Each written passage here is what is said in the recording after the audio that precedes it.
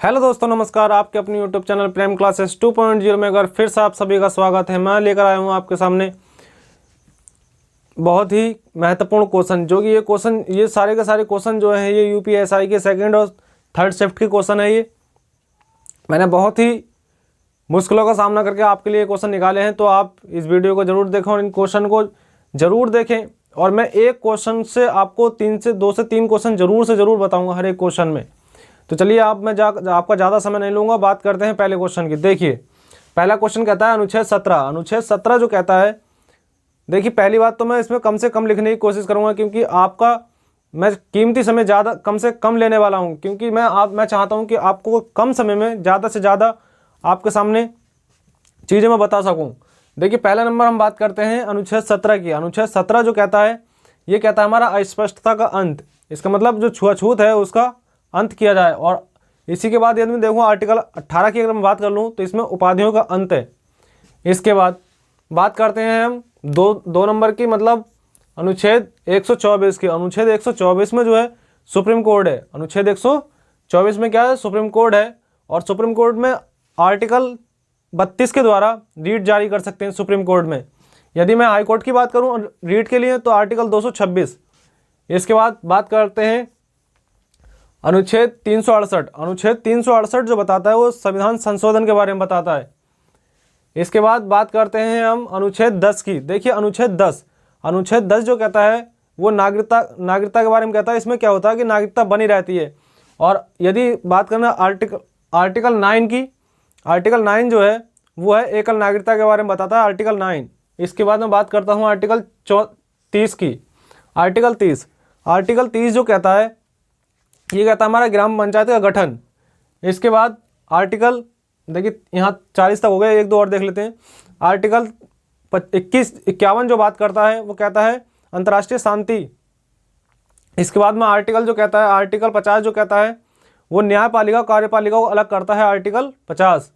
Article 48 में जो होता है कृषि और पशुपालन के बारे में किस में बात करते हैं? आर्टिकल 48 में बात करते हैं कृषि और पशुपालन। आर्टिकल 44 में जो बात करते हैं हम समान सिविल संहिता, जो कि एकमात्र राज्य लागू करने वाला गोवा है। आर्टिकल 44 लागू करने वाला कौन सा राज्य है? गोवा। अब इसके बाद में हम नेक्स्ट क्वेश्चन नंबर 6 की बात कर लेते हैं। क्वेश्चन नंबर 6 कहता है राज्यसभा के सदस्यों की न्यूनतम उम्र कितनी है? तो इनके जो सदस्यों की न्यूनतम उम्र है वो 30 वर्ष है। कितनी है? 30 वर्ष। यदि यहीं मैं बात करूँ लोकसभा की, तो लोकसभा का जो हो जाएगा 25 वर्ष हो जाएगा। लोकसभा का 25 वर्ष। ये राज्यसभा जो है, राज्यसभा एक उच्च सदन और एक स्थायी सदन है, इसे कभी भी भंग नहीं किया जा सकता है। इसके बाद मैं बात करता हूं, और ये जो आता है ये आर्टिकल 80 के अंतर्गत आता है। संसद जो आता है आर्टिकल 79 के अंतर्गत आता है। और लोकसभा जो आता है हमारा वो आर्टिकल 81 के अंतर्गत आता है। इसके बाद कुंभ मेला। देखिए, क्वेश्चन आया था कि कुंभ मेला कहाँ कहाँ लगता है। तो कुंभ मेला जो लगता है वो 4 स्थानों पर लगता है। पहला प्रयागराज, दूसरा नासिक, तीसरा उज्जैन और चौथा हरिद्वार। हरिद्वार में गंगा नदी किनारे, उज्जैन में शिप्रा नदी और नासिक में गोदावरी। और जो प्रयागराज है हमारा, मतलब इलाहाबाद जो है, इसमें गंगा यमुना और सरस्वती का संगम है। इसके बाद बात करते हैं कांग्रेस के पहले अध्यक्ष की।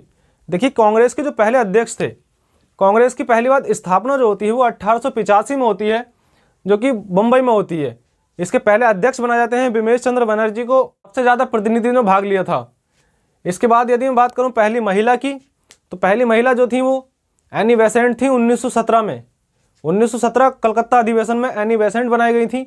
इसके बाद ये कैसी, इसके बाद एक क्वेश्चन आता है कि कांग्रेस के अधिवेशन की एकमात्र भारतीय महिला जो थी वो सरोजिनी नायडू थी, जो कि कानपुर में बनाई गई थी 1925 को। महात्मा गांधी ने भी एक अधिवेशन में भाग लिया था, जिस अधिवेशन को जो था बेलगांव कर्नाटक में हुआ था। और ये जो हुआ था 1924 में हुआ था, महात्मा गांधी की अध्यक्षता में। और इसके बाद देखो कन्नौज का युद्ध। किसका युद्ध आता है? कन्नौज का युद्ध। कांग्रेस के बाद कन्नौज का युद्ध आता है। तो कन्नौज का युद्ध जो हुआ था 1540 में हुआ था। ये शेरशाह और हुमायूं के बीच हुआ था। कन्नौज के युद्ध में हुमायूं की जो थी हार हुई थी। और इसी से पहले एक जो कि ये तो 1440 में हुआ था, इसी से पहले 1439 में हुआ था चौसा का युद्ध, ये भी शेरशाह और हुमायूं के बीच हुआ था, जिसमें हुमायूं की बुरी तरह हार हुई थी। इसके बाद क्वेश्चन नंबर आता है 10, 40वां यूनेस्को में शामिल विश्व धरोहर कौन सा है? तो ये जो है हमारा धौलावीरा है, जो कि गुजरात का है। यदि मैं 39 की बात करूं तो रामप्पा मंदिर है, जो कि कातिकेय वंश ने बनवाया था। इसके बाद में आर्टिकल बात करते हैं हम 19 का की। 19 का में जो है, पहली बात 19 की, यदि आर्टिकल 19 की बात करता हूं, आर्टिकल 19 में जो है स्वतंत्रताएं हैं। आर्टिकल 19 में 19 का में क्या है? बोलने की स्वतंत्रता। 19 का में बोलने की स्वतंत्रता है। इसके बाद में बात करता हूं क्वेश्चन नंबर 12 की, पूना पैक्ट। पूना पैक्ट जो हुआ था 1932 में हुआ था, यरवदा जेल में, महाराष्ट्र में। इसके बाद देखिए नेक्स्ट क्वेश्चन, क्वेश्चन नंबर 13 कहता है 8 डिग्री चैनल। 8 डिग्री चैनल जो है वो मालदीव और मिनिकॉय के बीच है, 8 डिग्री चैनल। यदि 9 डिग्री चैनल की बात करेगा तो ये जो है हमारा मिनिकॉय और लक्षद्वीप के बीच है। यदि बात करेगा 10 डिग्री चैनल की, 10 डिग्री चैनल जो है वो अंडमान से निकोबार को अलग करता है। इसके बाद बात करते हैं 61वां संविधान संशोधन। देखिए 61वां संविधान संशोधन जो हुआ था, इस संविधान संशोधन में वोट डालने की उम्र को 21 से 18 वर्ष कर दिया था। Question number 14। इसके बाद में नेक्स्ट क्वेश्चन की बात करते हैं नाथुला दर्रा। ये नाथुला दर्रा जो है ये गंगटोक को लहासा से जोड़ता है। लहासा कहाँ है? तिब्बत में है। और ये जो हमारा दर्रा है नाथुला दर्रा, ये हमारा सिक्किम में है। एक क्वेश्चन आया था कि सिक्किम की राजधानी क्या है?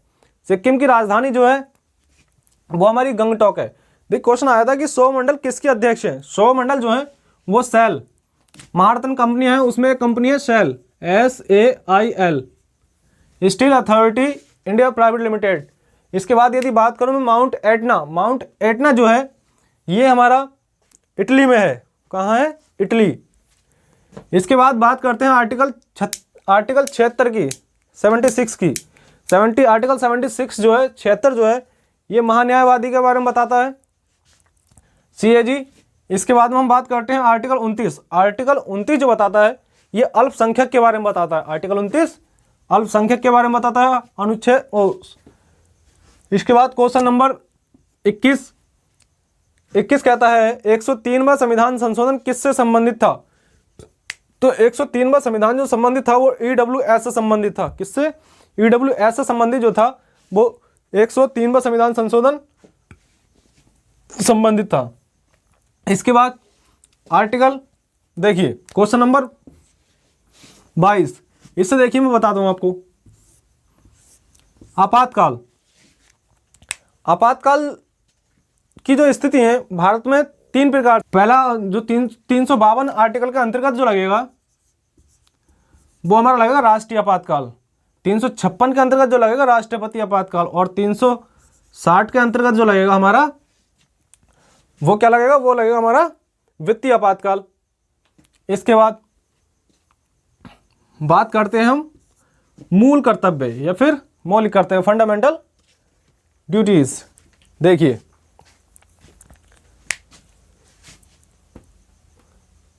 मूल कर्तव्य जो था, एक समिति बनाई गई थी, सरदार स्वर्ण सिंह समिति। और ये एक ध्यान याद रखना कि ये जो था मूल संविधान में मूल कर्तव्य नहीं थे।